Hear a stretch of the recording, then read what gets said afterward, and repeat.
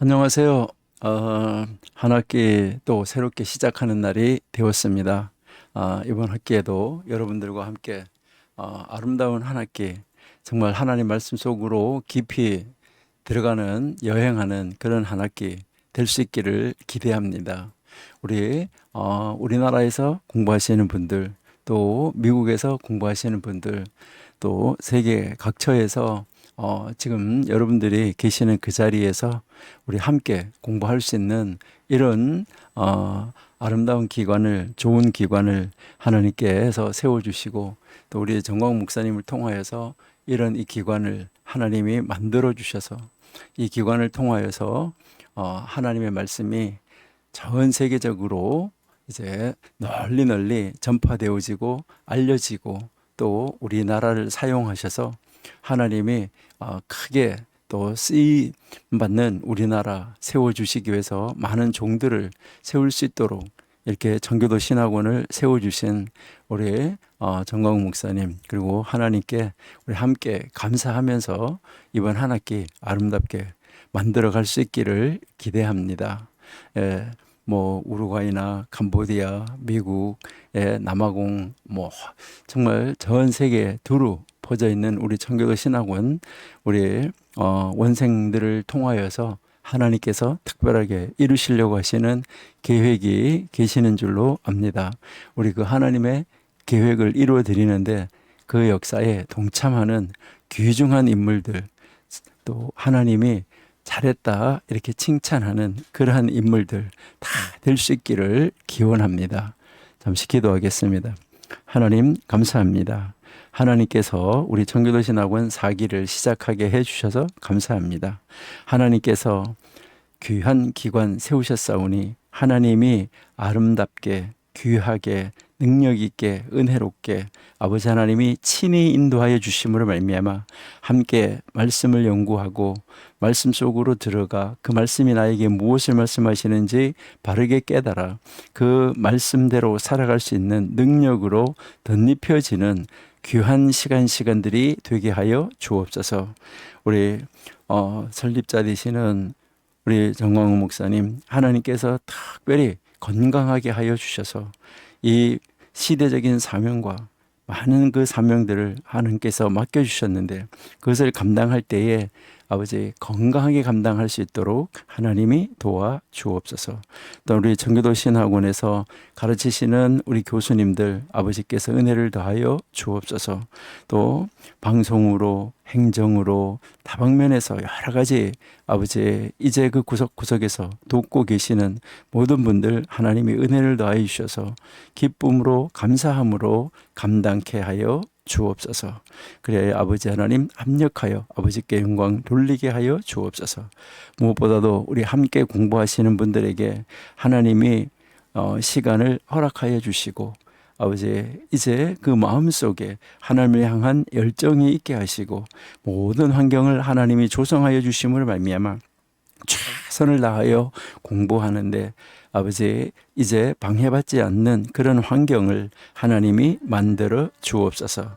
그래서 하나님의 그 크신 뜻을 이루는데 넉넉하게 이루어 드릴 수 있는 하나님의 사람들로 세워 주옵소서.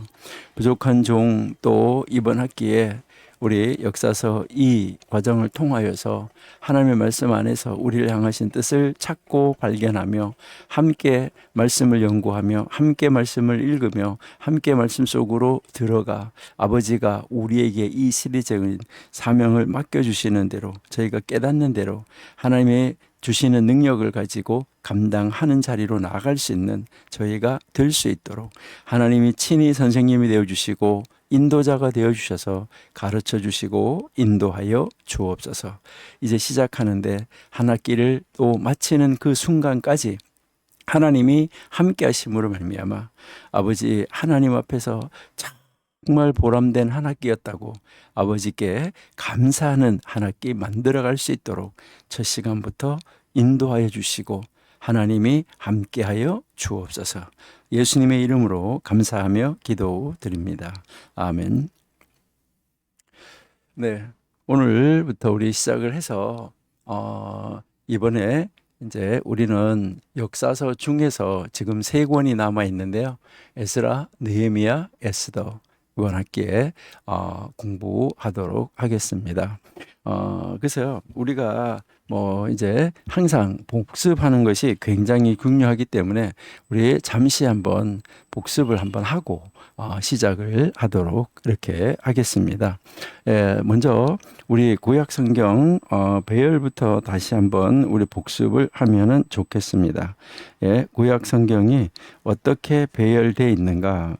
그래서 이것은 무엇을 말하냐면 지금 우리가 공부하는 이제 이 역사서가 위치가 어디냐 하는 것이 굉장히 중요하다는 것이죠. 어디에 위치했느냐 하는 것이죠. 네, 그래서 우리가 먼저 이제 우리 구약 성경 전체를 한번 살펴본다고 하면 여러분들이 잘 아시는 대로 히브리어 성경과 한글 성경은 순서가 다르죠. 예. 우리가 뭐 히브리어 성경 같은 경우에는 이제 세 부분으로 나누어져 있다라는 것을 저희들이 함께 공부를 했습니다. 그래서 이렇게 세 부분으로 이것이 이렇게 나누어지는데 이 세 부분으로 나누어진 것을 우리가 한번 먼저 간단하게 우리가 한번 살펴본다고 하면 먼저 성경은 모세 오경, 그렇죠? 예. 모세 오경이 제일 앞에 나오고 있다 하는 거죠.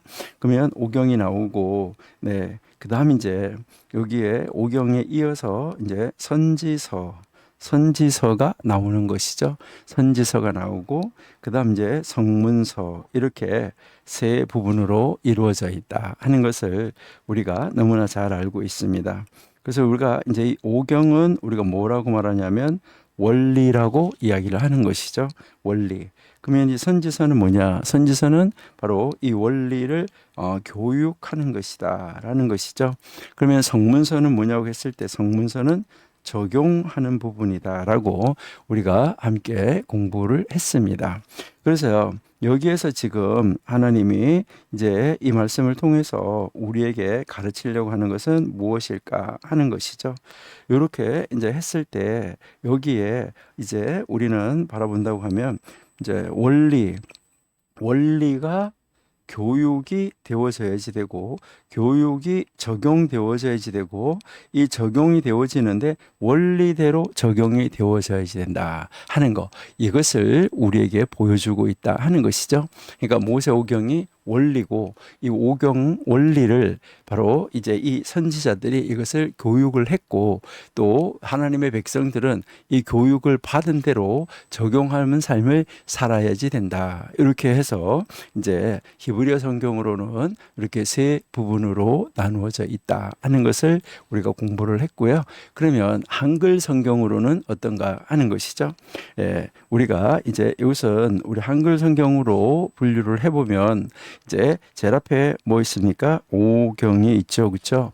제일 앞에 오경이 있는데 이 오경도 실제적으로 여러분들이 따져본다고 하면 이게 원리인데 원리는 원리지만은 이 오경이 무엇을 가르쳐 주냐면은 원리인데 이제 요거는 사실은 역사서에 속하는 책이다라고 우리가 볼 수가 있습니다.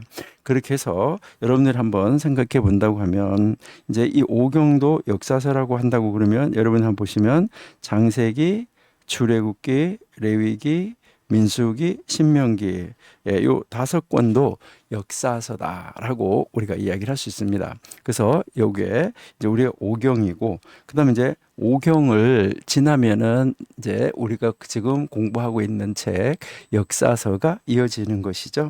그래서 이제 오경을 지나고 나면 역사서가 이어지는데 이 역사서는 우리가 앞에서 뭐 계속해서 공부한 대로 역사서는 다시 세 부분으로 나누어진다라고 공부를 했는데 이 세 부분은 이제 첫 번째는 뭡니까? 신정 시대. 그다음 이제 신정, 이거는 왕이 없을 때를 말하는 것이죠. 그다음 이제 왕정 시대라고 이야기를 하는 것이죠.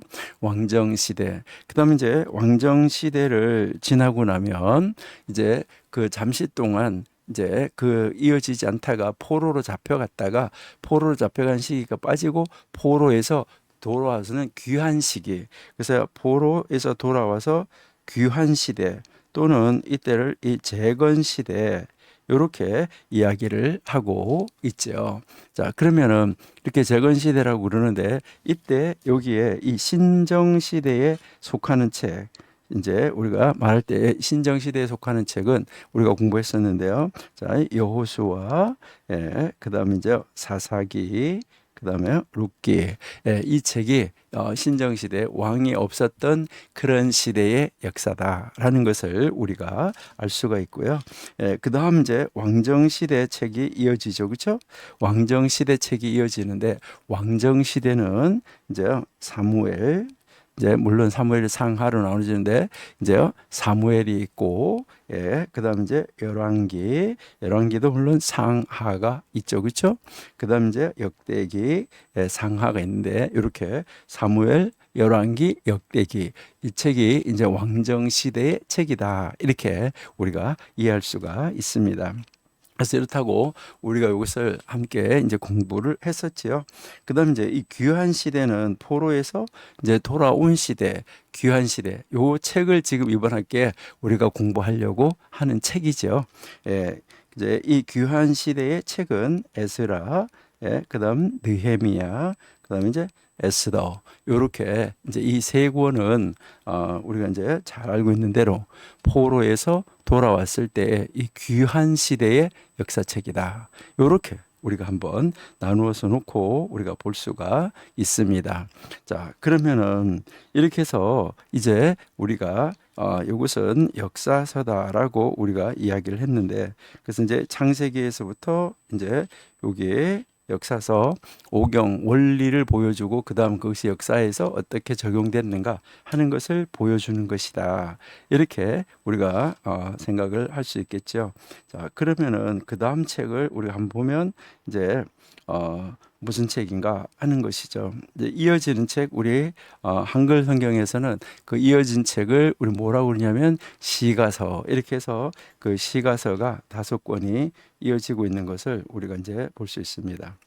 자, 그러면은 이제 여기에 우리가 이렇게 배열을 우리가 보는 데서 보면 이제 역사서가 이제 나오는데, 그래서 역사서를 우리가 보면 지금 5경에서 여기에 이제 5권이 있고, 그다음 이제 이 역사서가 12권이죠. 5경이 5권, 역사서 12권 해서 전체 역사서를 우리가 17권 이렇게 볼 수가 있습니다. 그 다음 이제 이어지는 것을 우리가 한번 본다고 하면 좀 전에 이제 이야기한 대로 시가서, 시가서는 여러분들이 잘 알고 계시잖아요. 시가서는 제일 먼저 우리 성경에서 무슨 책이 나오죠? 욥기 나오고, 그 다음에 시편, 잠언, 전도, 아가, 이렇게 해서 요 5권을 시가서다, 이렇게 이야기를 하는 책이죠, 그렇죠? 이렇게 이제 시가서가 나오고, 그다음 이제 시가서를 지나면 이제 시가서를 지나서 나오는 책이, 뭐 다 성경책 너무 많이 읽으셨고 또 너무나 잘 아시고 계시는데 선지서가 나온다 하는 것을 우리가 볼 수 있죠.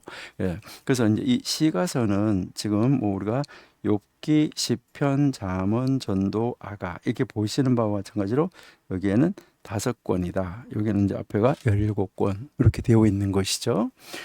그다음 이제 여기에 이제 선지서로 이어지는 것을 볼 수가 있는데, 이 선지서는 다시 우리가 이렇게 나누어 볼 수가 있는데, 선지서는 제일 먼저 우리가 잘 아시고 있는 대로 대선지서가 나오죠, 그렇죠?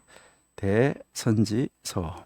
그러니까 대선지서라는 말은 사실은 이제 분량이 크다 하는 말이죠. 그러니까 그 책의 분량이 크다는 거예요. 뭐 이제 그 선지자가 뭐 위대한 선지자다, 아니면 그 선지자가 이제 그 뭐 위대하지 못한 선지자다, 이런 것이 아니라는 것이죠. 그것이 아니라 바로 이것은 무엇을 말하냐면 이제 그 선지서 이 책의 분량이 크다, 뭐 책의 분량이 작다, 이것을 이야기한다. 이렇게 여러분들이 이제 이해하시면 되는 것이죠. 자, 그래서 대선지서에 속하는 책은 바로 우리가 잘 알고 있는 대로 이사야, 그렇죠? 이사야.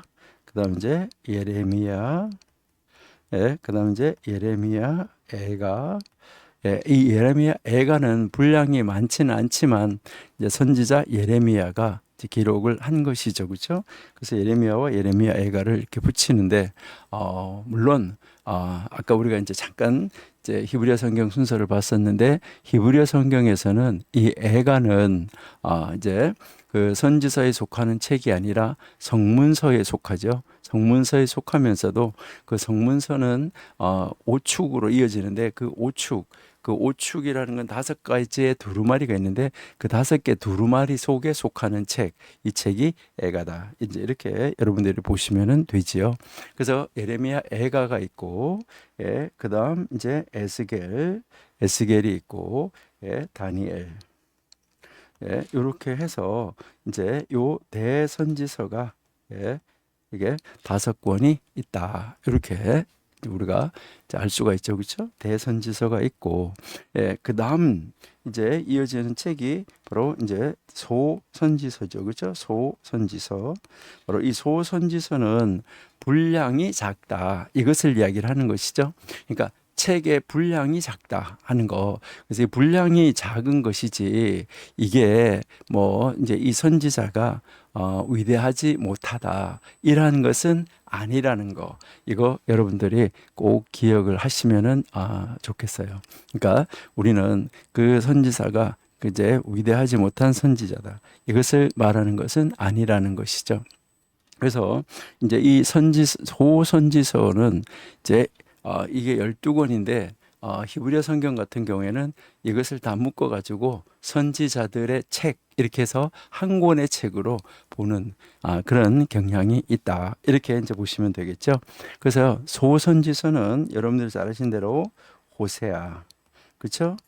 요엘, 예, 그다음 이제 호세아, 예, 요엘, 예, 그다음 이제 아모스, 예, 그다음에 오바댜, 예, 요나, 미가, 나훔, 예, 하박국, 스바냐, 예, 그다음요 학개, 스가랴, 말라기, 예, 이렇게 해서 호세아, 요엘, 아모스, 예, 오바다, 요나, 미가, 나훔, 하박국, 스바냐, 예, 그러면 학개, 스가랴, 말라기 이렇게 있다. 여러분들이 이제 잘 알고 있는 대로 이것은 소선지서는 12권 이렇게 이루어져 있다는 거죠. 그래서 우리가 이제 가지고 있는 한글 성경은 우리가 잘 알고 있는 대로 자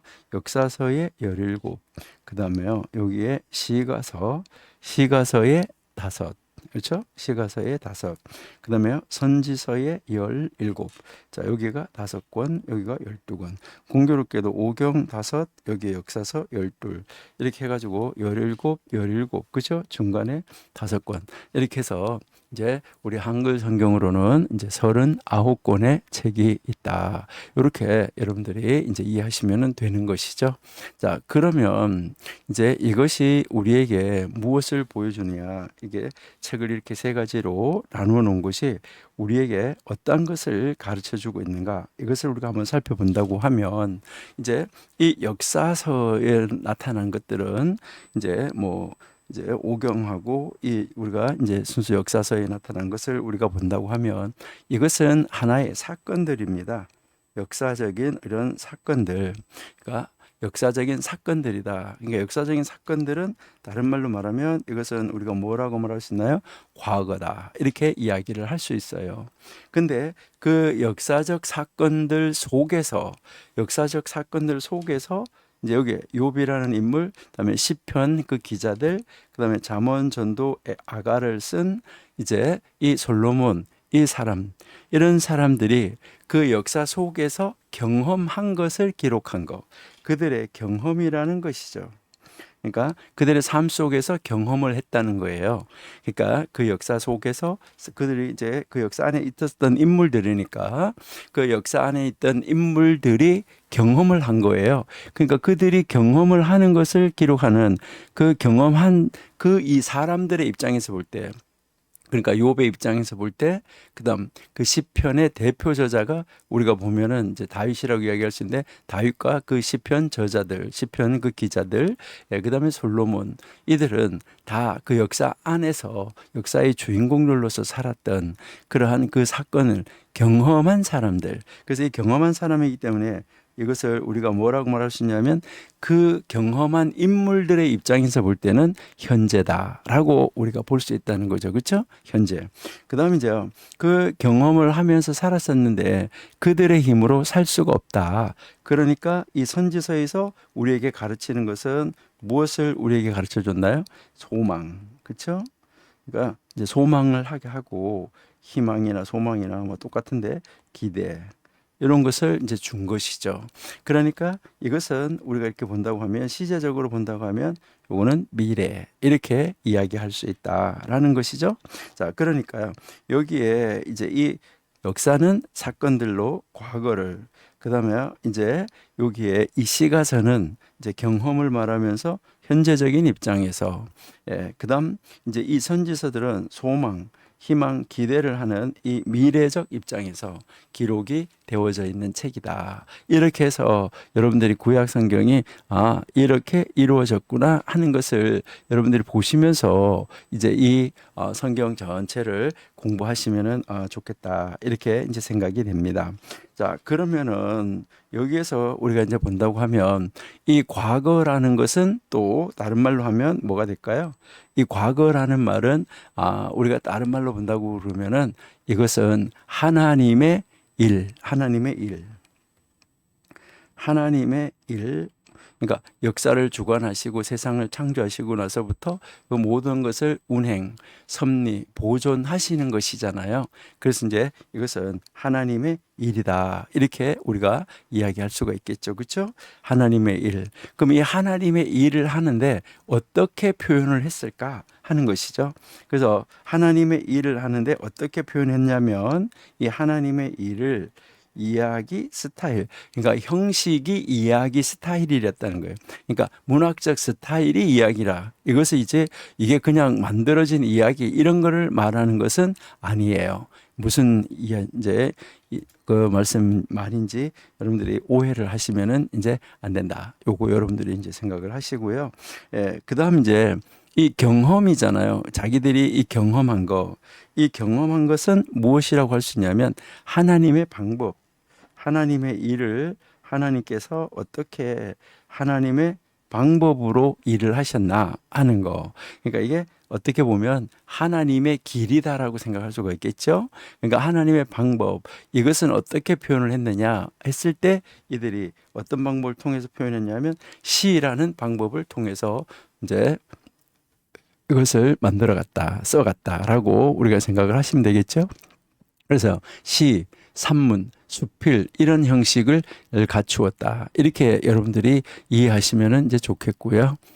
그다음 이제 여기에 우리가 소망, 이제 희망, 기대, 요것은 우리가 이제 이야기를 할 때 요것은 뭘 어떻게 표현을 하는 것일까? 이것은 바로 하나님의 의지, 하나님의 뜻, 이것을 우리에게 가르쳐 주고 있다 하는 것이죠. 하나님의 의지. 하나님의 의지, 하나님의 뜻을 가르치는데, 이것은 어떤 스타일을 사용했냐? 이제 이것은 이제 그 문학적 스타일에서 예언을 했다, 이렇게 우리가 이제 볼 수 있다 하는 것이죠. 자, 그러면 하나님께서 이제 이렇게 이제 이것을 사용을 하셨는데, 그러면 이 역사는 그 주체가 무엇이었을까 할 때, 여기에서 우리가 한번 생각할 수 있는 것은 언약 백성. 예, 여기에 이 하나님의 의지, 하나님의 일, 이것은 우리가 이제 본다고 하면 바로 이것은 이제 언약 백성에 관한 그런 내용이었었다. 하나님의 언약 백성이다. 그러면은 이 하나님의 길, 하나님의 방법을 제시하는 것, 이것은 바로 이 언약 백성들과의 하나님이 언약을 이루시고 언약을 경험하게 하는데, 이것은 언약 행위, 언약 행위다, 이렇게 이야기할 수 있다는 거죠. 언약 행위입니다. 언약 행위. 예, 언약, 이제 이것을 우리가 언약 행위라고 우리가 이렇게 생각해서 볼 수가 있고요. 그다음 이제 이 선지자들은 바로 이 언약 행위를 가지고 무엇을 한 사람이냐?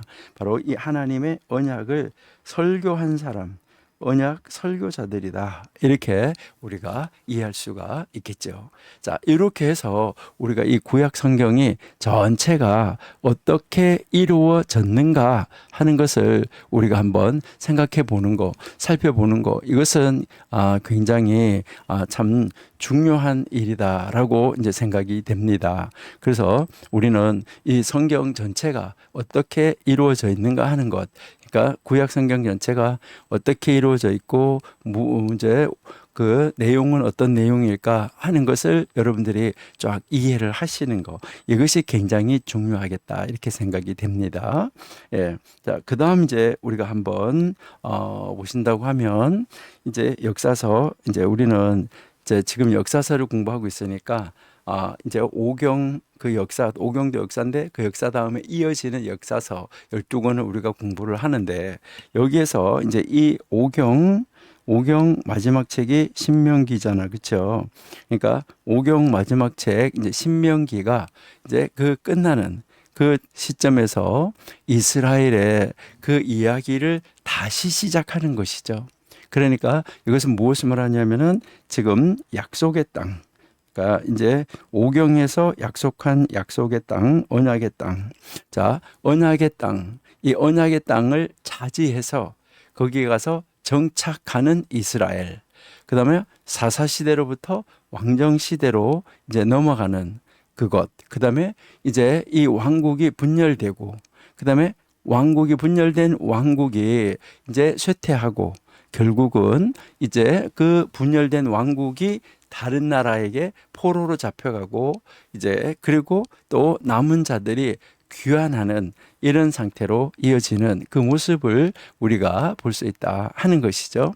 그래서 조금 전에 이제 앞에서 우리가 이야기를 한 대로 제일 먼저 나오는 책이 무슨 책인가요?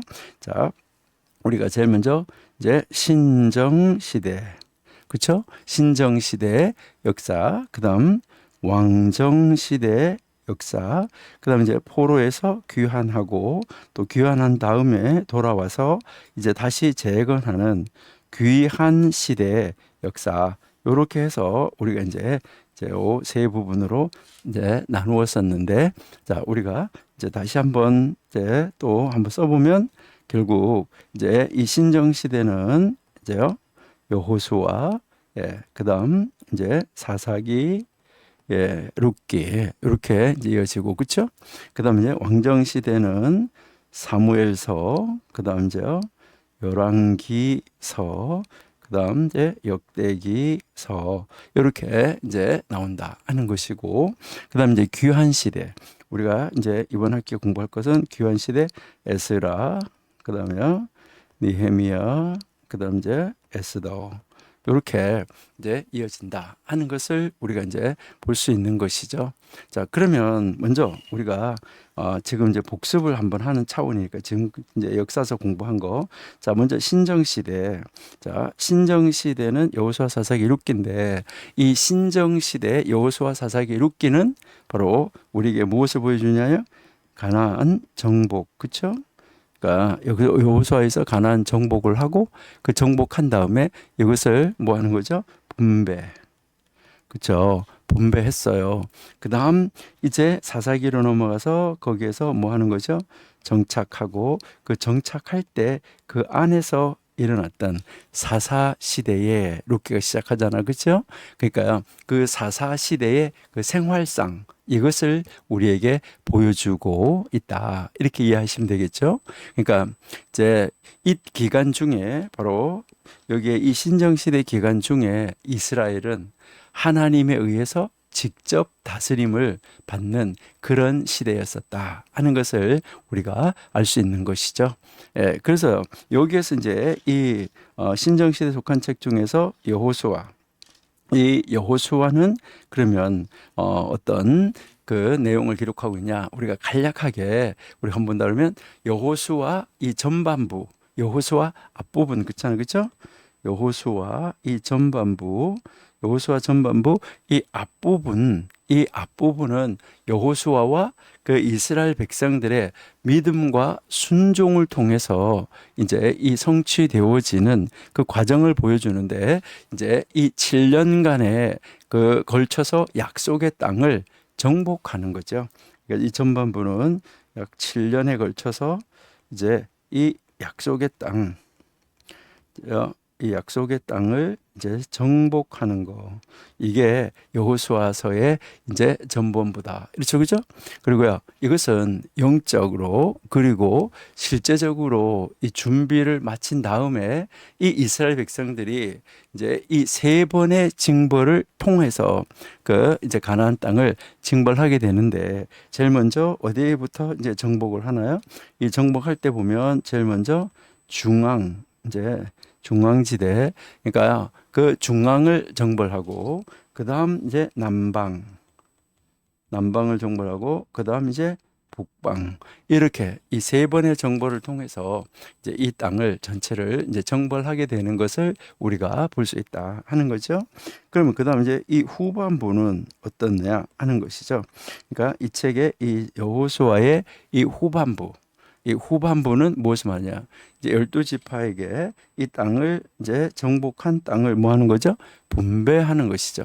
그러니까 이 분배하는 일에 대해서 아주 비교적 자세하게 말을 해주고 있고, 이 백성들에게 도전을 주는 바로 여호수아의 메시지. 나와 우리 집은 하나님을 선택한다. 이렇게 해서 그 이스라엘 백성들에게 하나님만을 잘 섬겨야 된다고 하면서 이제 중앙 집권제 지도자, 그러니까 그 지도자를 세우지 않고 여호수아가 이제 세상을 떠나게 되는 것을 우리가 볼 수 있죠. 그러니까 이미 신명기에서 여호수아를 지명을 하고 모세가 죽었는데, 그 여호수아가 이제 그 땅을 받아가지고 그 이제 모세로부터 지위를 물려받아서 이제 그 이스라엘 백성들을 전체를 다 다스리고 있었잖아, 그렇죠? 그렇게 그 다스려서 이제 땅을 다 정복하고 이제 분배까지 하고, 그다음에 이제 여기에 이제 요단강 동편에서 분배받은 사람들, 그 사람들을 이제 다 이제 이서쪽을 다 정복한 다음에 그들을 다 다시 돌려보냈잖아, 그렇죠? 그렇게 돌려보내고 그렇게 하고 났는데, 그 전체를 다스리는 왕 아니면은 중앙 집권제, 요즘 같으면은 이제 대통령, 이런 사람을 세우지를 않았었다 하는 것을 우리가 알 수 있죠, 그렇죠? 자, 그다음 이제 이렇게 해서 이제 여호수아가 죽고, 그다음 이제 우리가 이제 보면 사사기로 이제 그 이어지는 것을 우리가 이제 볼 수 있는데요. 그러면 그다음 이제 이 사사기는 무엇을 우리에게 가르쳐 줬느냐 하는 거, 이것은 이제 아주 간단하게 말하면 이 사사기에 나타나는 이 불신앙이 아주 정말 어떻게 이럴 수 있을까, 하나님 믿는 사람이 이렇게 할 수 있을까 할 정도로 너무너무 안타까운 이런 모습을 우리가 볼 수 있는 거죠. 그러니까 이 사사기에 나타나는 이 불신앙이 여호수아서에서 이 나오는 믿음, 그러니까 이 여호수아에서는요 믿음이 강조가 됐었는데, 그렇죠? 믿음. 근데 이 사사기에 와가지고 어떻게 이 믿음과 대조를 이루는 바로 불순종이 나올 수 있느냐 하는 거, 이게 참 안타까운 모습이다 하는 것을 볼 수 있어요. 자, 그러니까 여기에서 이 이스라엘 백성들은 이제 그 가나안 사람들을 다 몰아내야 되는데 몰아내지 못했죠, 그렇죠? 몰아내지 못하고 바로 그 가나안 사람들의 우상 숭배, 그들의 문화, 거기에 길들여지기 시작한 거예요. 하나님은 이것이 우려가 돼서, 이것이 걱정이 돼서, 하나님은 이것이 걱정이 돼서 뭐 했었죠? 가나안 땅을 완전하게 진멸시키라고 그랬어요. 여러분, 이 문화, 악, 이런 것은요 아주 조금만 남아 있어도 그 조금 남아 있는 것이 뭘 하게 되는 거예요? 아주 그 조금 남아 있는 것이 전체를 다 병들게 할 수 있기 때문에 하나님은 조금도 남기지 말으라고 그랬어요. 그 악의 싹, 그럼 악한 문화, 이런 거는 뿌리까지 뽑아버려야 된다. 이제 이것을 이야기를 하는 거예요. 그러는데 그들을 다 몰아내지 못하고 결국은 그들의 그 문화 속에서 그들의 그 우상 숭배를 따라가기 시작했었다. 참 안타까운 모습인 것이죠. 그래서 이때 이 사사기는 바로 그 남아 있는 잔존 세력 또는 그 이웃의 세력들에 의해서 바로 압제를 받게 되는 것이죠. 그러니까 그들이 이제 하나님을 떠나는 우상을 숭배하는 이런 일에 빠지니까 압제를 당하게 되고, 압제를 당하니까 그들이 하나님 앞에 돌아오게 되고, 돌아와서 회개하고 기도하니까 하나님이 다시 구원을 해주고, 이러한 것이 끊임없이 이제 반복되어지는 이 안타까운 모습을 우리가 볼 수 있다 하는 것이죠. 그러니까요, 이 여호수아에서의 이 믿음하고 완전히 반대를 이루는 것, 이게 이제 불순종으로 나가는데 바로 이것이 어디였었냐? 사사기였었다 하는 것. 그렇게 하면서 이렇게 되니까 결국은 무엇을 하게 되냐면 이제 하나님 앞에서 이들이 이제 그 벌을 받게 되고, 그들이 이제 그 압제를 받게 되고 압박을 받게 되고, 그렇게 하다 보니까 이제 다시 하나님 앞으로 돌아오는 것이죠. 그러니까 이 사사기가 우리에게 보여주는 것은 바로 무엇이냐? 이 사사기가 우리에게 보여주는 것은 우상 숭배를 하면 어떻게 된다 하는 거, 이것을 우리에게 과거의 실례로 보여주는 것이죠. 그 다음 이제 부도덕, 이제 그 부도덕이 어떻게 되는가 하는 것을 우리에게 가르쳐 주고 있다 하는 거. 그래서 이때 이 삶 속에서는 다 뭘 하는 것이죠? 자기의 소견에 선한 대로, 자기 소견의 선한 대로. 그러니까 뭐 하는 거죠? 자기 생각대로 하는 거예요. 그러니까 자기가 나 옳다 이렇게 생각하면 그렇게 그것을 따라서 가는 것을 볼 수 있다라는 것이죠. 자, 그다음 이제 그 룻기를 한번 우리가 이제 본다고 하면, 룻기는 이제 그 사사 시대에 정말 그 불순종의 시대에 그런 시대였었는데, 그 어두운 시기잖아요. 거기에 한 줄기의 빛을 쫙 비춰주는데, 이것도 이스라엘 사람을 통하여서 비추는 거 아니에요. 룻기에서 이제 이 빛을 하나님이 비춰주시는데, 이 빛을 그 이스라엘 사람들을 통해서 비춰주는 것이 아니라 이방 여인을 통해서 이 빛을 비춰주는 참 안타까운 모습을 우리가 볼 수 있다 하는 것이죠. 그러니까 그 가나안 땅에서 이제 하나님의 언약의 땅, 이 가나안 땅에 살고 있는 바로 그 한 가족이 신앙이 좋았던 그 한 가족이잖아요. 그러니까요, 얼마나 이름이 좋아요. 엘리멜렉은 나의 하나님은 왕이다. 그리고 나오미, 기쁨, 이런 이름을 가졌으니까 그 선조의 아버지하고 엄마가 이제 아이의 이름을 지어주는 것은 뭐 그 시대나 지금이나 마찬가지지만은 자기의 자녀들이 이렇게 됐으면 좋겠다 하는 이런 소망에서 그런 이름을 불러주는 거잖아요. 그러니까 뭐 이제 그 우리 요즘에도 자녀들의 이름을 이렇게 부르는 거 보면 아주 욕심이 많잖아요. 다윗처럼 됐으면 좋겠다. 솔로몬처럼 됐으면 좋겠다. 그래서 솔로몬 같은 사람, 다윗 같은 사람 이렇게 해가지고요. 너무 욕심이 많아가지고 다윗이라고도 안 하고 솔로몬이라고도 안 하고 요즘에 뭐라고 그래? 다솔이라고까지 이름을 짓잖아요. 그러니까 아주 엄마들이 우리의 자녀가 이렇게 됐으면 좋겠다고 하는 그런 뜻으로 이름을 짓는데, 엘리멜렉도 그 가문이 굉장한 가문이죠. 나의 하나님은 왕이다 이렇게 지어줬고, 나오미는 그 기쁨이라는 이런 이름을 지어줬는데, 그렇게 좋은 이름 가지고 좋은 가문에서 태어나고 그 지도자들이 바로 그 땅에 기근이 들었다고 뭐 하는 거예요? 그 하나님의 언약의 땅을 팽개치고 떠나게 되는 이 안타까운 모습을 볼 수가 있죠. 그런데 거기에 갔는데, 이방 땅에 가서 한 여인을 만났는데, 결국 그 여인이 믿음의 빗줄기를 쫙 비춰주는 참 놀라운 모습을 우리에게 보여주고 있다 하는 것이죠. 그러니까 이 가나안 땅에 있는 그 사람이 기근해서 갔는데, 결국은 이방 땅, 바로 이 모압, 모압에서도 이 모압, 바로 이 여인, 모압 여인, 이 룻, 그 올파 두 사람이 있었지만은 이 룻을 통해서 하나님께서 빛을 비춰 나가는 것을 볼 수 있다는 것이죠. 그러니까 여기에 그 시대에 우상숭배, 부도덕 이것이 쫙 깔려 있는 그 시대에 이 루시라는 바로 이 한 여인이 이제 이 루시라는 한 여인이 바로 무엇을 드러내 보여주는 거죠? 의, 그리고요 사랑. 이 의와 사랑을 쫙 보여주는 이 빛을 비춰주고 있다는 것이죠. 그래서 이 의와 사랑을 비추는데 무엇에 근거해서요? 하나님에 대한 신실함. 이것에 근거한 거죠. 그러니까 그러니까 하나님에 대해서 정말 이 신실함을 보여주는 루시였었다 하는 것을 우리가 알 수 있죠.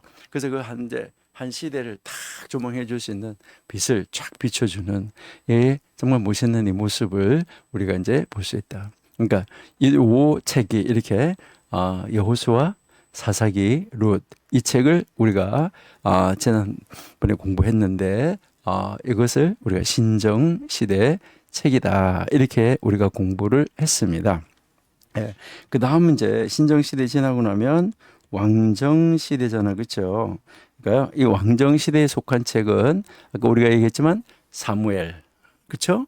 그다음에 사무엘, 그다음 열왕기, 그다음에 역대기 이 책이 이제 이 왕정 시대에 속한다라고 하는데 이제 히브리 성경으로 보면 3권 상하로 안 나누기 때문에 근데 우리 성경으로 보면 6권 그러니까 상하 이렇게 있으니까 6권이 되는 것이죠. 바로 이제 여기에서 이제 이 왕정 시대는 언제부터냐? 그래서 우리가 보통 뭐 주전 1043년 경으로 보고 이때부터 이제 남왕국 유다가 멸망하는 586년까지 이때의 이 역사다라고 우리가 볼 수가 있겠죠. 그러면은 앞에 있었던 신정 시대는 여호수아가 땅을 정복을 하는데 모세가 죽음 다음부터잖아요. 그러니까 모세가 BC 1446년에 이집트에서 나왔잖아, 그렇죠? 그리고요 40년을 광야에서 헤맸었잖아요.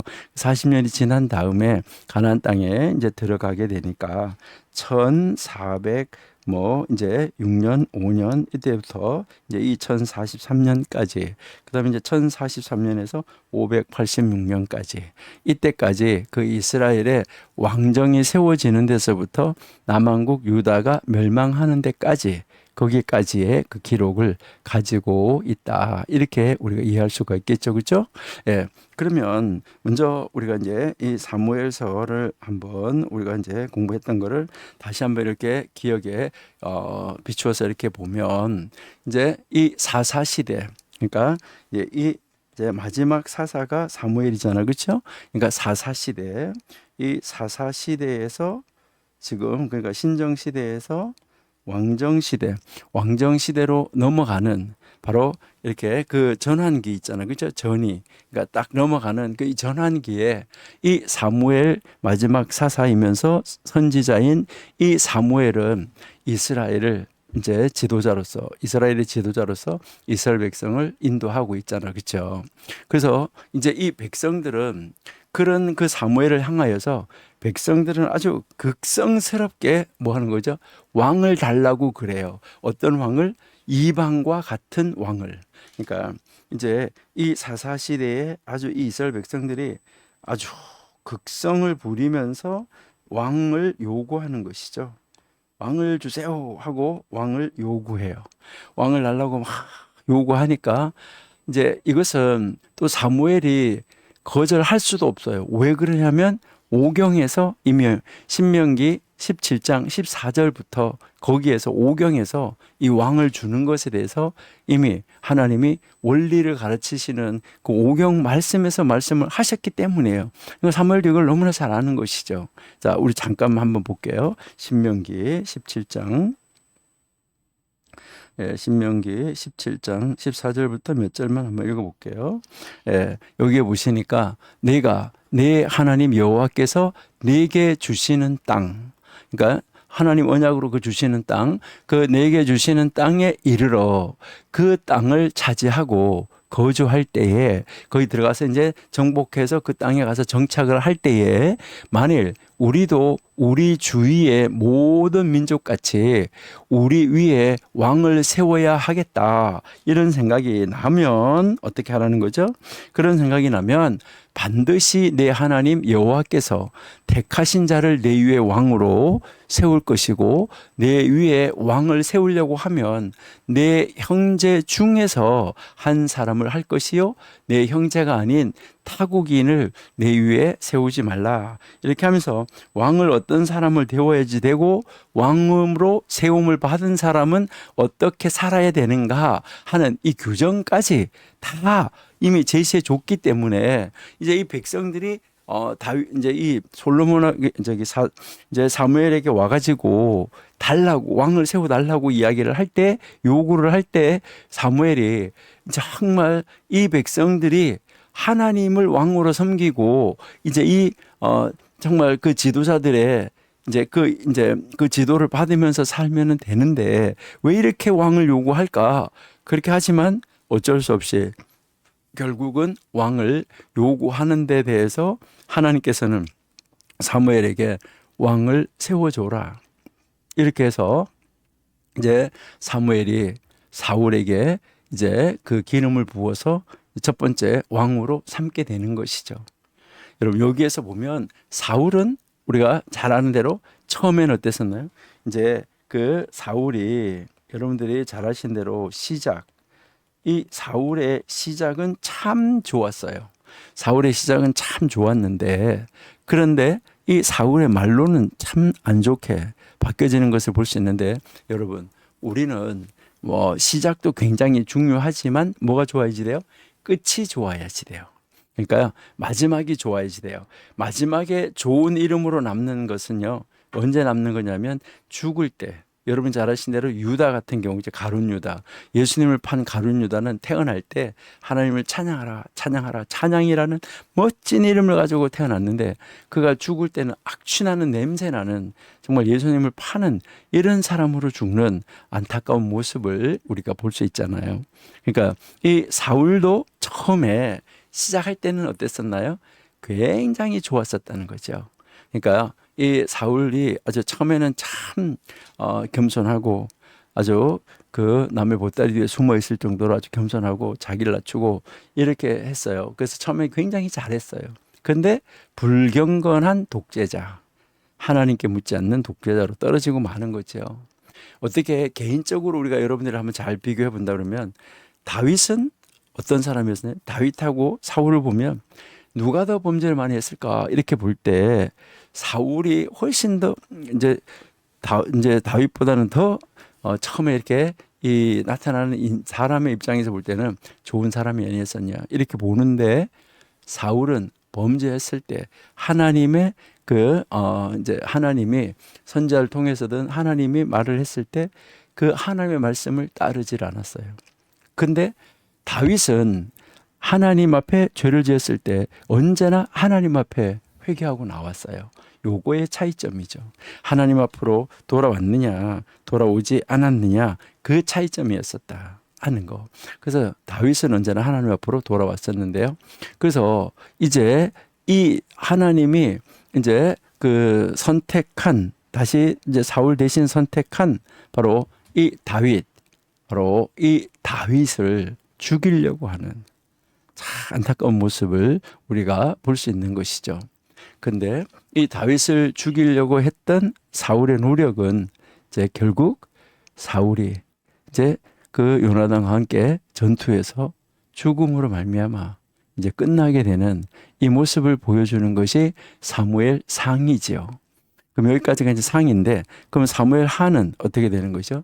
사무엘 하는 사울이 이제 죽고 다윗은 유다를 이제 그 헤브론에서 이제 7년만 다스리게 되고 그 후에 나중에 이제 12지파를 연합을 해서 공동체로 남북왕국을 이루어서 33년을 통치하는 거 이것을 보여주는 것이 사무엘 하잖아요. 그래서 이 다윗의 통치는 그가 간음한 거, 그가 살인한 거, 이렇게 하기 전까지는 정말 굉장한 축복으로 특징 지을 수 있어요. 그러니까 그가 범죄하기 전까지는. 그런데 그가 그 이제 한 여인을 간음하고 그 남편을 살인하고 이렇게 하는 그 시점을 기준으로 죽을 때까지 다윗은 개인적으로, 가정적으로, 그리고 국가적으로 어려움을 겪고 있었던 이런 모습을 우리에게 가르쳐 주는 거, 우리에게 보여주는 거, 바로 그 책이 바로 이제 사무엘 하다. 이렇게 여러분이 보시면 되겠죠. 자, 그러면은 열왕기는 어떤 책인가 하는 것이죠. 열왕기. 자, 열왕기는 이제 솔로몬은 왕국을 이제 열왕기에서 이제 솔로몬한테로 왕국이 넘어왔잖아요. 그래서 이 솔로몬은 그 아버지가 강력한 나라로 세워서 그 넘겨준 바로 그 나라, 그 왕국을 이제 정치적으로, 그렇죠? 경제적으로, 그러니까 정치적으로, 경제적으로 완전히 아주 최고의 이 전성기를 이루었던 그런 왕이었었잖아요. 그리고 이제 이 솔로몬의 특징은 솔로몬 이후에도 없는 정말 가장 지혜로운 사람, 최고로 지혜로운 사람, 가장 지혜로운 솔로몬이었다. 이 가장 아주 정말 지혜로운 이 솔로몬도 결국은 누구 앞에 무너지고 말아요? 여자 앞에서 무너지고 마는 이런 안타까운 모습을 볼 수가 있는 거죠. 그래서 그 여인한테 무너지는데 이방 여인한테 무너져서 결국 이제 이방 신전을 그 솔로몬의 그 궁전안까지, 그 신전안까지 그걸 가지고 들어오게 되는 이 안타까운 모습을 우리가 볼 수가 있는 것이죠. 아까 우리가 읽진 않았지만은 신명기 17장에 보면 부인을 많이 두지 말라는 것이 바로 신명기에서 왕이 된 사람에게 하는 말이었었어요. 한번 볼까요? 예, 신명기 17장 16절을 보시니까 이제 병마를 많이 두지 말 것이요 라고 이야기하죠. 그렇죠? 병마를 많이 두지 말 것이요. 병마를 많이 얻으려고 그 백성을 애굽으로 돌아가게도 말 것이니 이는 여호와께서 너에게 이르시기를 너희가 이후에는 그 길로 다시 돌아가지 말 것이라 했잖아요. 그렇죠? 그다음에 이제 17절에 보시니까 그에게 아내를 많이 두어 그의 마음이 미혹되게 하지 말 것이며, 아내를 많이 두면 뭐 한다는 거죠? 미혹되게 되어 있다 하는 것을 가르쳐 주는 것이죠. 그러니까 이제 그 아내를 많이 두지 말라 그랬는데 결국은 이방 여인을 아내로 맞이하는 이런 이 안타까운 모습을 우리가 볼 수 있잖아요. 그렇죠? 그래서 이방 여인들과 또 이제 아주 많은 부인들, 우리가 이야기하는 1000명의 부인들이 있었다라고 이야기하잖아요. 그래서 결국은 이제 그가 이제 나라를 분열시키는 원인을 만들어주고 말았다 하는 것이죠. 그래서 이제 931년 BC 931년에 그 솔로몬이 죽은 후에 왕국은 비극적으로 이렇게 결국 북남 왕국으로 분리되어진다 하는 것이잖아요. 그때 이제 이 이스라엘의 북쪽 지파들은 이제 그 이스라엘의 이제 그 나라가 무너지고 나면 이스라엘 북쪽 지파들은 그들 자신의 왕을, 또 남쪽에서는 이 두 지파가 다윗 왕조의 계승을 이어가는 거, 이렇게 해서 나눠지는 것이잖아, 그렇죠? 그렇게 해서 나눠지고 나면 이게 상이고, 그다음에 이제 이 열왕기 하로 가면 하에서는 이 분열 왕국의 이야기가 이제 계속 이어지는 것이잖아요.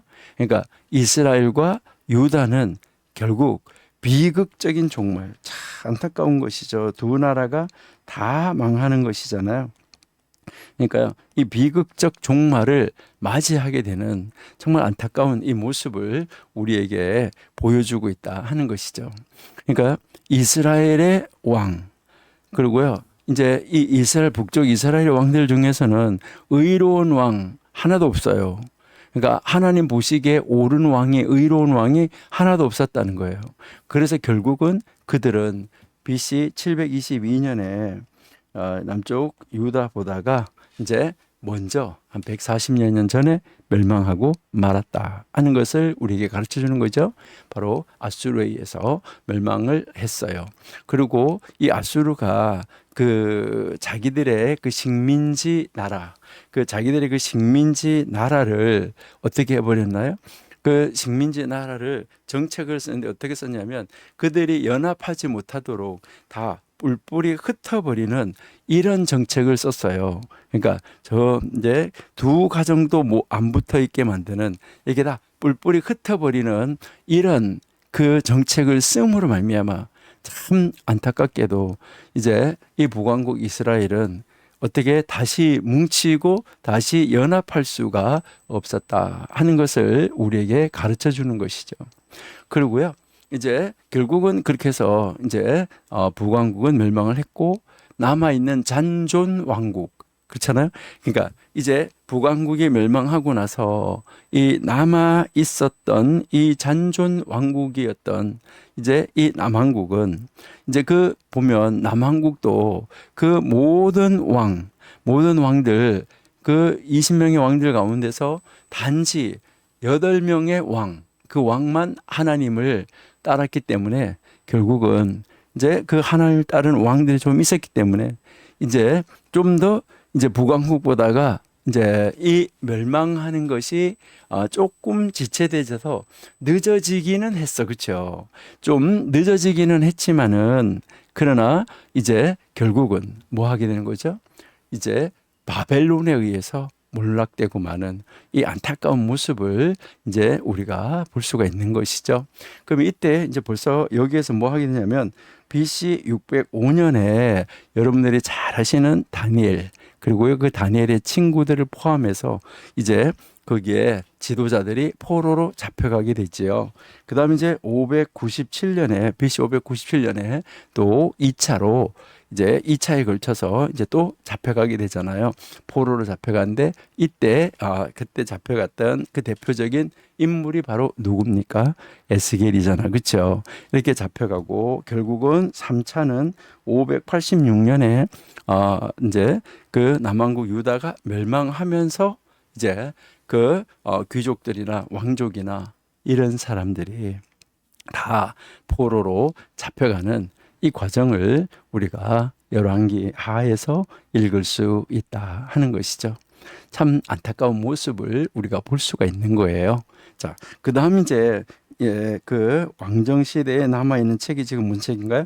역대기인데 역대기 상하가 있는데 여러분 잘 아신 대로 역대기 상은 항상 공부하실 때 사무엘서와 함께 읽으면서 공부하시면은 좋지요. 그다음에 이제 역대기 하는 이제 여러분들이 공부하실 때 열왕기 이제 상하 열왕기와 함께 이제 공부하시면은 좋다. 이렇게 여러분 생각하시면 좋을 것 같아요. 자, 그래서 이제 여기에 이 역대기 상 바로 이 역대기 상은 이제 다윗의 시대로부터 시작해서 포로 시대까지의 이스라엘의 역사를 이제 여기서는 이제 그 사무엘이나 여기서는 정치적 관점에서 역사를 썼다. 인물 중심으로 그렇게 했다고 그러면은 이제 이 역대기는 바로 이제 역대기는 다윗 시대부터 이제 역대기 하까지가 포로에서 잡혀가 가지고 하는 그 시기까지의 그 역사를 하나님의 관점에서 보는 거예요. 신의 사관에서 보는 거예요. 그러니까 하나님의 관점에서 이제 이 역사를 바라보고 있다. 그래서 그 역사를 가르쳐 주고 있고 보여주고 있다는 것이죠. 그래서 역대기 상은 누구부터 시작하냐면 이 역대기 상은 바로 아담부터 사울, 그 사울의 가문에 이르는 계보를 쫙 해서 족보를 이제 열왕기상 1장에서부터 9장까지 이제 여기에다가 이 족보를 쫙 해서 보여주는 것이죠. 이것은 바로 무엇을 보여주냐면 이스라엘 백성들에게 너희들의 뿌리가 무엇인지 이 뿌리를 찾아서 들어가라 라고 이야기를 하는 거예요. 그러니까 너희의 뿌리가 뭐냐? 뿌리를 알아라. 이것을 이야기를 하고 뿌리를 찾아서 떠나는 여행이다라고 생각하시면 돼요. 그러니까 이 족보는 좀 중요한 거죠, 사실은요. 그리고 그 다음에 이제 이 족보가 끝나고 나서 다윗의 생을, 그러니까 여기에 다윗에 대해서 나쁜 것이 거의 안 나와요. 왜 그러냐면 하나님의 입장에서 이제 지금 쓰고 있기 때문에 신정, 하나님, 그러니까 하나님의 입장에서 쓰고 있기 때문이죠. 그래서 이 다윗의 생을 이렇게 보면 신적인 입장, 영적인 입장에서 초점을 맞추어서 이제 이것을 그 신앙에 초점을 맞추어서 지금 기록을 하고 있다. 이렇게 이제 보시면 되겠죠. 그다음에 이제 이 역대기 하, 이제 이 역대기 하는 바로 이 솔로몬의 생애, 솔로몬의 생애를 쫙 보여주면서 이제 이 성전 건축, 그다음에 성전 봉헌 여기에 이제 초점을 맞추어서 여기도 영적인 것에 초점을 맞추어서 지금 기록하고 있다. 이렇게 여러분들이 이제 보시면은 좋겠어요.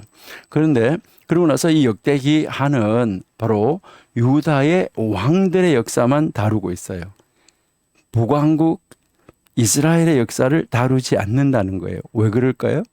이제 그것은 남왕국 유다를 다윗의 혈통을 이어간 정통 왕국으로 보기 때문이에요. 그래서 결국 가서는 유다의 이 궁극적인 멸망에 대해서 이제 그 원인을 제시하는 거예요. 왜 결국 하나님의 왕국이 멸망을 하게 됐냐? 그 유다 남왕국 그 유다가 정통성 있는 남왕국 유다가 왜 멸망하게 됐냐? 여기에 이제 영적, 도덕적 이유를 제시해주고 있다. 이렇게 보시면 되는 거죠.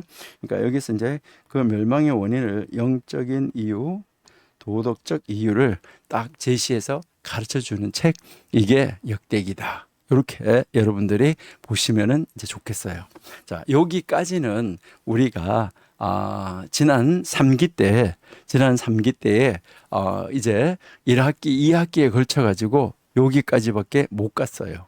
여기까지밖에 못 갔는데 글쎄요, 이번 학기에는 어디까지 갈지 모르겠는데 하여튼 뭐 이번 학기에는 이제 3권 끝나고 더 지나가겠지요. 뭐 더 지나갈 건데 어느 책으로 갈지, 아니면 3권을 끝나지 못하고 3권을 마무리하는 걸로 그냥 끝날지, 이것은 이제 그때 가봐야지 알겠는데, 이제 새롭게 우리가 이번 학기에 공부할 책, 그렇죠.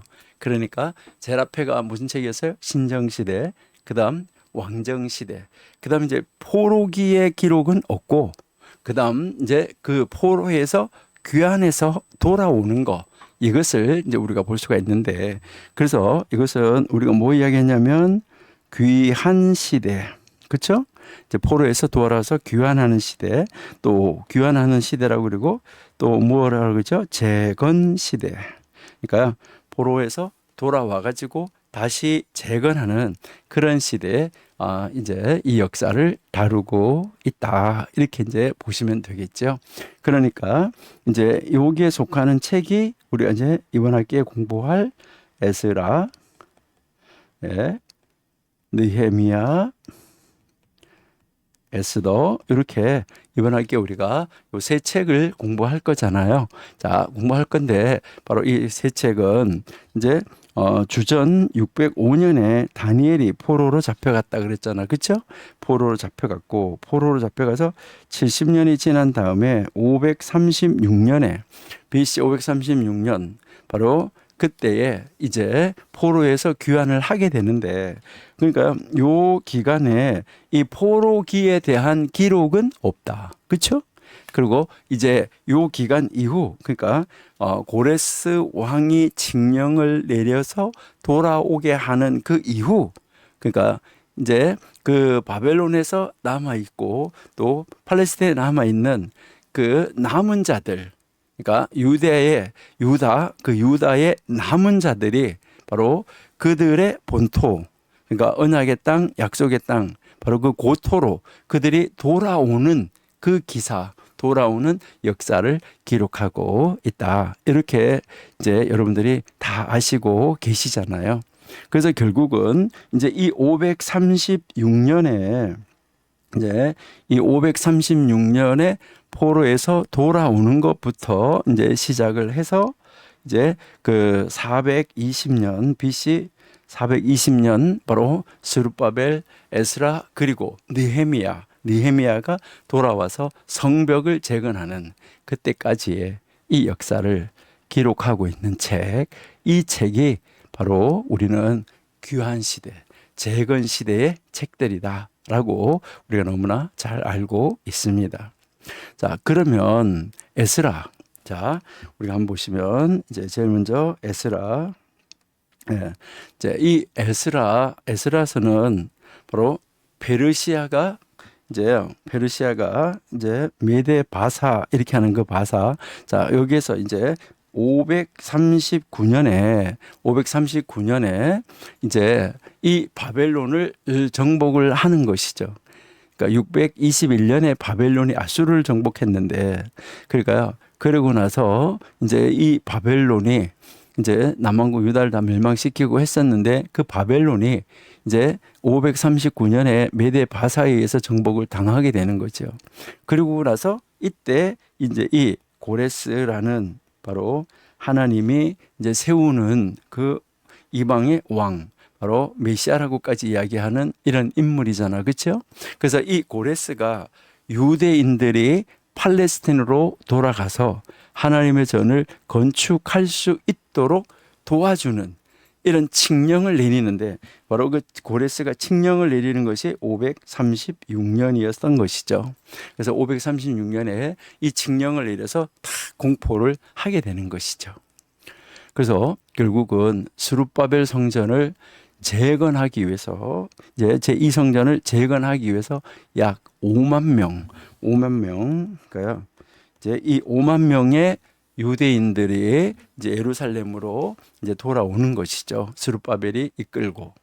그러고 나서 그 이후에 이제 458년, 그러니까 약 458년에 제사장 에스라가 2만 명, 2만 명의 유대인들을 이제 거느리고 돌아오는 요 과정을 보여주는 거, 요게 에스라다 하는 것이죠.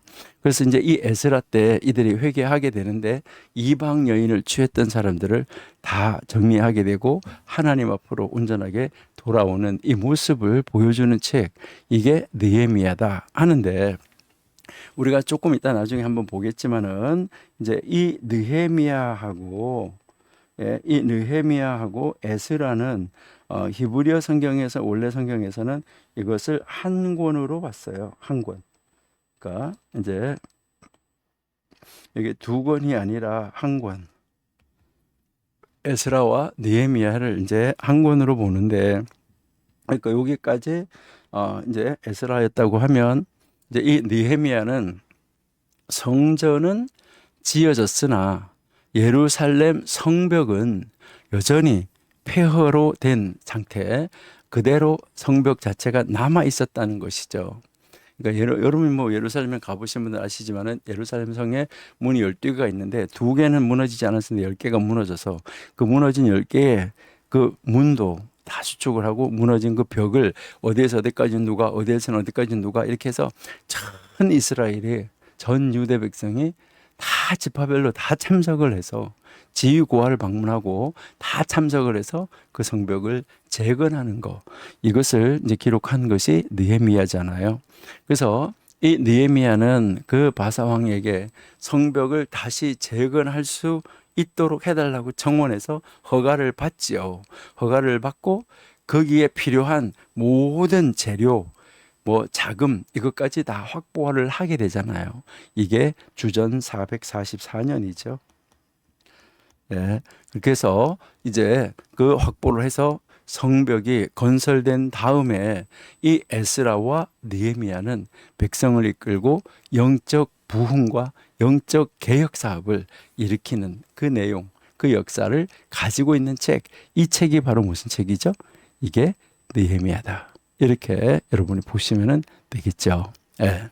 자, 그 다음 이제 우리가 그 역사서에서 마지막 책, 그리고 지금 이제 역사서에서 마지막 책이고, 그러니까 이 세 번째 부분, 귀한 시대, 이제 이 재건 시대에 거기에서도 그 세 번째 책, 마지막에 위치해 있는 이 책, 이 에스더의 이 기사는 에스라 6장과 에스라 7장 사이, 그 사이 기간에 있었던 그 내용이다. 이렇게 보시면 돼요. 에스라 6장과 에스라 7장 그 사이에.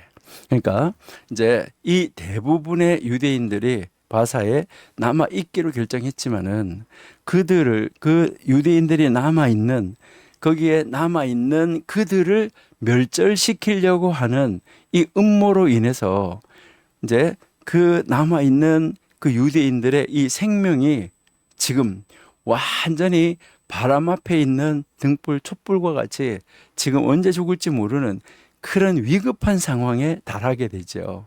그랬을 때 하나님께서 개입하셔가지고 이제 이 에스더와 이 모르드게를 통해서 그 백성들을 구원해내는 바로 부림절이라는 절기가 이때 이제 생겨지는 것이죠. 이게 이스라엘 백성들이 전 세계 어디에 흩어져 있을지라도 하나님의 백성들이 전 세계 어디에 흩어져 있을지라도 하나님은 바로 그 이스라엘 백성들을 뭐 하신다는 거죠? 하나님은 이 이스라엘 백성들을 하나님께서는 보호하신다.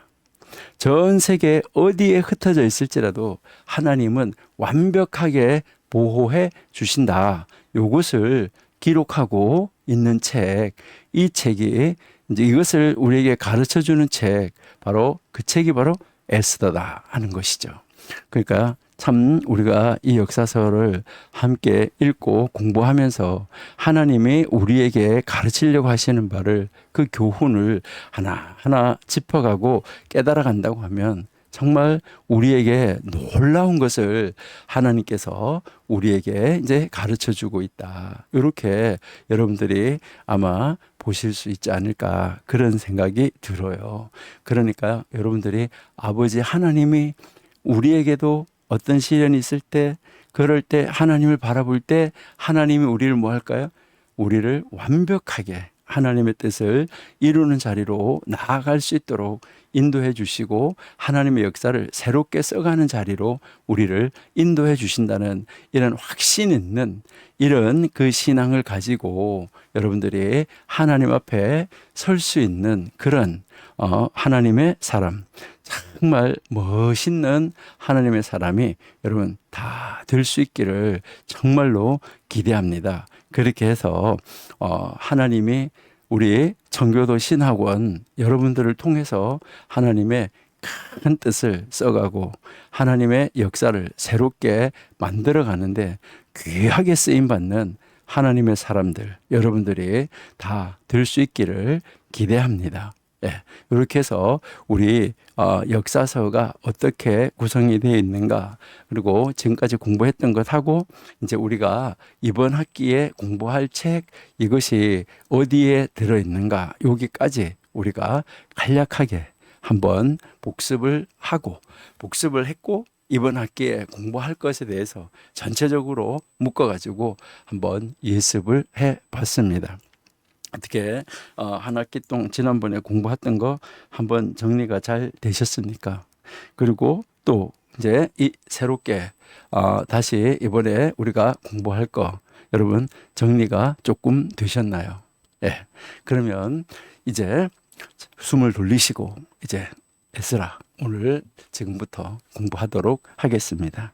자, 그러면 에스라입니다. 이제 우리 에스라, 느헤미야, 에스더 공부할 건데 이제 우리 에스라 하는데 에스라는 어떤 책이냐 했을 때 이 에스라의 이 주제 제목 하나를 잡으라고 그러면 제목을 뭐라고 하면 좋을까 하는 것이죠. 그래서 에스라는 우리가 이렇게 보면 바로 우리 이제 이 하나님의 선택을 받은 민족 이스라엘, 이 선택받은 민족의 바로 이 성전 재건의 역사. 그러니까 멸망됐다가 무너졌잖아. 그렇죠? 그러니까 다시 제2성전을 세우게 되는데 어떻게 그 제2성전을 세우게 됐는가 하는 그 제2성전을 세우는 그 역사를 우리에게 보여주고 있다. 이렇게 생각하시면 되겠죠.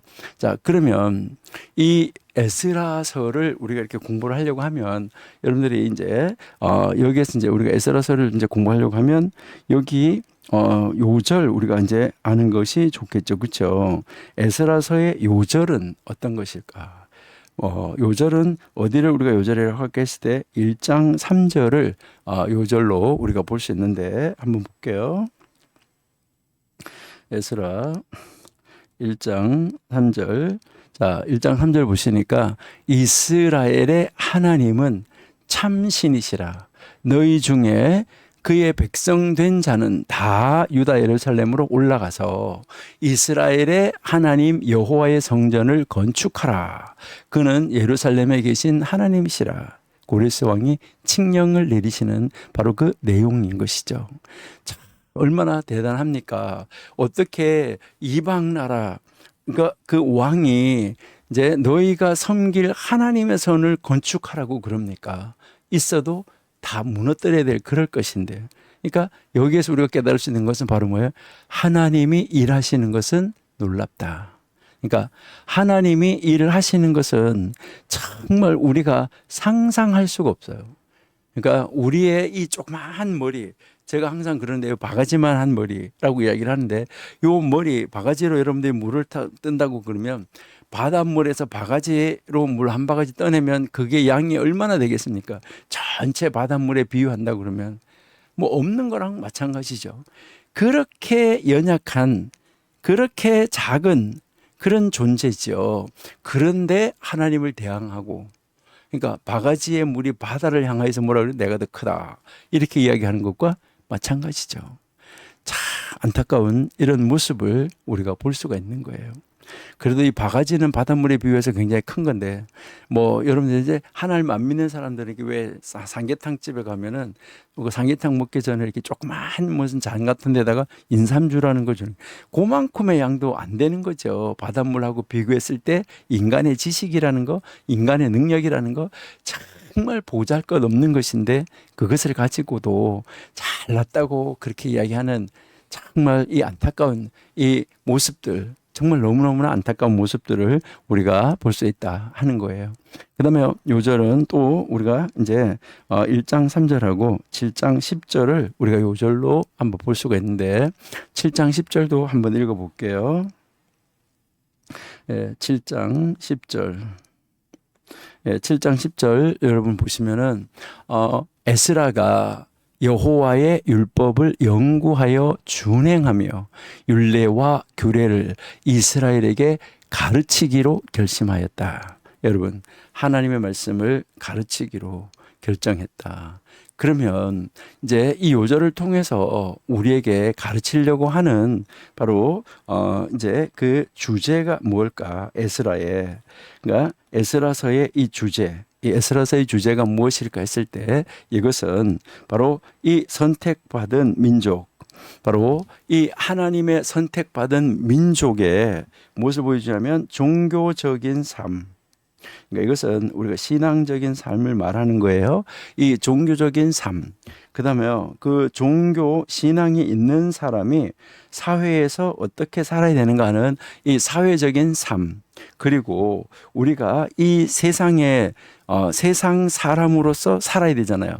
이 세상의 국가 속에서 살아야 되는데, 이 세상의 그 시민의 삶, 여기에서 이제 이 속에서 나타나는, 이제 여기에서 이 나타나는 하나님의 말씀의 자리, 그러니까 여기에서 우리에게 보여주는 바로 하나님의 말씀의 자리. 여러분들은 하나님 말씀의 자리가 여러분들의 삶 속에 얼마만큼 깊숙이 들어가 있고 얼마만큼 하나님의 말씀을 따르는 삶을 살 수 있습니까? 그리고 하나님 말씀에 이 자리가 있고, 그 다음 뭐 있냐? 하나님의 바로 이 말씀의 능력. 그러니까 이 하나님의 말씀의 능력이 어떤 것인가, 이것을 쫙 전개시켜서 보여주는 책. 이 책이 바로 무슨 책이냐? 에스라다 하는 것을 우리가 알 수 있는 것이죠. 예. 자, 우리는 이제 여기서 이제 우리가 한번 서론으로 한번 가서 보면, 우리 이제 먼저 서론을 한번 살펴보도록 하면, 먼저 전체를 한번 이제 에스라서 전체를 다시 한번 우리가 본다고 하면, 역대기, 에스라, 느헤미야. 그러니까 역대기와 에스라와 느헤미야, 역대기에 바로 이어지는 느헤미야, 에스라잖아요. 그러니까 역대기, 에스라, 느헤미야는 한 사람의 역대기 그러니까 그 이스라엘 백성들의 그 역대, 이 역사를 기록하는 그 역사 기록자 사관에 의해서 이것이 기록되어졌다라는 이런 전통을 가지고 있어요. 그래서 그런 전통이 있기 때문에 여기에서 우리가 역대기, 그다음에 에스라, 느헤미야, 이것을 이제 그 어떤 역대기 한 사가가 이것을 기록을 했다. 이렇게 해서 이 세 권을 묶어서 뭘 하냐면 하나의 문학 단위로 보는 경우가 많아요. 이제 이것을 이제 하나의 이제 문학 단위로 잡았을 때 이거 본다는 것이죠. 그래서 이거 하나의 문학 단위로 잡아가지고 이 전체 이 세 개를 한 권의 책으로 취급하려고 하는 이런 경향이 많이 있습니다. 그래서 이 문학 단위는 바로 이제 이 역대기부터 시작해서 이 문학 단위는 언제부터 시작하는 거죠? 세계 창조부터. 그렇죠? 그러니까 아담부터 시작을 하는데 세계 창조부터 에스라 느헤미야까지의 이스라엘 전체 역사를 기록하고 있는데 각기 다른 이름을 가진 책이면서도 이제 이 역대기와 에스라 느헤미야가 각기 이름을 지금 다른 이름으로 가지고 있잖아요. 책이면서도 이 역사가 진행되어지는 이 과정의 순서가 정확하게 일치하고 있다는 거예요. 이가 역대기 에스라 느헤미야 에스라 느헤미야 역대기 에스라 느헤미야는 이제 우리가 역대기라고 부르고 에스라라고 부르고 느헤미야라고 부르는데 이렇게 각각의 다른 이름을 가지고 있으면서도 이 역사가 진행되는 그 과정을 여러분들이 그 책 안에서 쫙 역사가 진행되는 과정을 이렇게 살펴보면 이 과정의 순서가 이 역대기하고 에스라 느헤미야는 그 역사가 흘러가는 그 과정이 이 순서가 정확하게 일치하고 있다는 거예요. 이처럼 이제 이 하나의 문학 단위로 된 이 역사서는 바로 무엇을 우리에게 보여주느냐 하는 것이죠. 여기에서 성전, 제의, 율법, 레위인, 그다음에 다윗 왕조에 초점을 맞췄다는 거예요. 그러니까 이 책이 어디에다가 초점을 맞췄냐? 바로 이 세 가지 역대 이 하나의 이 문학 단위로 묶어진 이 세 권의 책이 바로 이제 무엇을 보여주느냐라고 했을 때 성전, 예, 그다음 이제 그 제사를 지내는 제의, 그다음에 율법, 예, 그다음 이제 제사장에 대해서 그러니까 이제 그 제사를 집례한 사람이 있어야 되잖아요, 그렇죠? 레위인, 그다음에 다윗 왕조. 여기에 초점을 맞추어서 기록하고 있다. 그래서 여러분들이 이제 한번 보시면은 자 역대기에 우리 이 역대기의 결론이 바로 역대기 하 우리 이제 대하 네.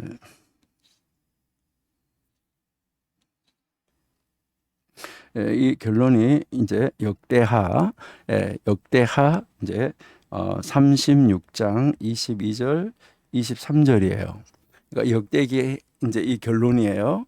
자, 그런데 이 역대기 결론인데 이게 36장 22절에서 23절 이 두 절하고 그다음에 지금 우리가 이제 공부하려고 하는 에스라 1장 1절에서 3절 이거를 비교해 보면은 이것을 두 개를 우리가 비교해 보면 무엇을 할 수 있냐면은 문학 단위가 통일성을 가지고 있다 하는 것을 우리가 쉽게 이해하고 쉽게 알 수가 있어요.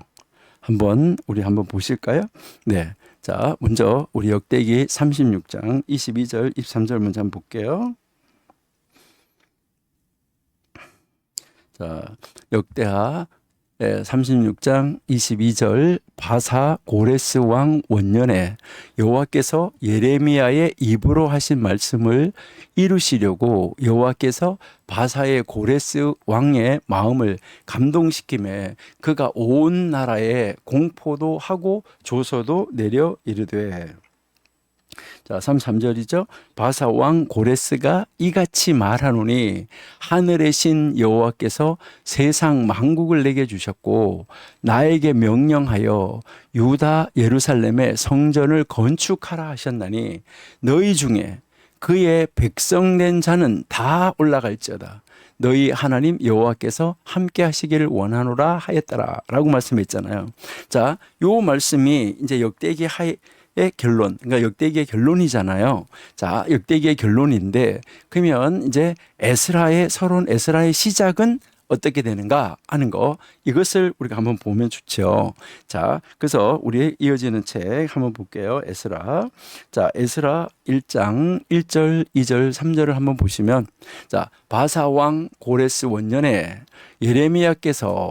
여호와께서 예레미야의 입을 통하여 하신 말씀을 이루게 하시려고 바사 왕 고레스의 마음을 감동시킴에 그가 온 나라에 공포도 하고 조소도 내려 이르되. 자, 2절입니다. 바사 왕 고레스는 말하노니 하늘의 하나님 여호와께서 세상 모든 나라를 내게 주셨고 나에게 명령하사 유다 예루살렘의 성전을 건축하라 하셨나니. 자, 3절. 이스라엘의 하나님은 참 신이시라. 너희 중에 그의 백성된 자는 다 유다 예루살렘으로 올라가서 이스라엘의 하나님 여호와의 성전을 건축하라. 그는 예루살렘에 계신 하나님이시라 라고 말씀했잖아요. 자, 요렇게 이제 연결되어지는 것을 우리가 볼 수 있다 하는 것이죠. 자, 여기에서 우리가 한번 이렇게 볼 수 있는 것이 뭐냐 하는 것이죠. 자, 여기에서 이제 우리에게 말씀하시는 그 내용을 우리가 이제 보면, 이제 1장 1절, 1장 1절에서 여기도 보니까 뭐라고 그랬냐면, 이제 여호와께서 예레미야의 입을 통하여 하신 말씀을 이루게 하시려고. 그러니까 예레미야의 입을 통하여서 하나님이 말씀하신 것을 이루려고 했다라고 에스라에서도 이야기를 했는데, 바로 역대기에서도 바로 뭐라고 했느냐. 자, 역대기에 아까 우리가 읽었었는데, 역대기 여기에서도 바사왕 고레스 원년에 여호와께서 예레미야의 입으로 하신 말씀을 이루시려고 했잖아, 그렇죠? 자, 우리 잠시 시간 쉬면서 여러분 한번 이제 이 예레미야의 입으로 하신 말씀을 지금 이루려고 라고 말하잖아요, 그죠? 그 예레미야 입으로 하신 말씀이 무엇이었을까 한번 찾아보시면서 잠시 찬잔하시고 쉬었다가 우리 10분만 있다가 시작하도록 하겠습니다. 감사합니다. 기도합니다. 하나님, 저희들에게 잠시 쉼을 주시니 감사합니다. 잠시 쉬고 계속해서 공부하는데 피곤치 않도록 아버지 저희들을 붙잡아 주시옵소서. 아버지, 쉬는 것을 통하여서 정신 맑아지게 해 주옵소서. 예수님의 이름으로 기도드립니다. 아멘.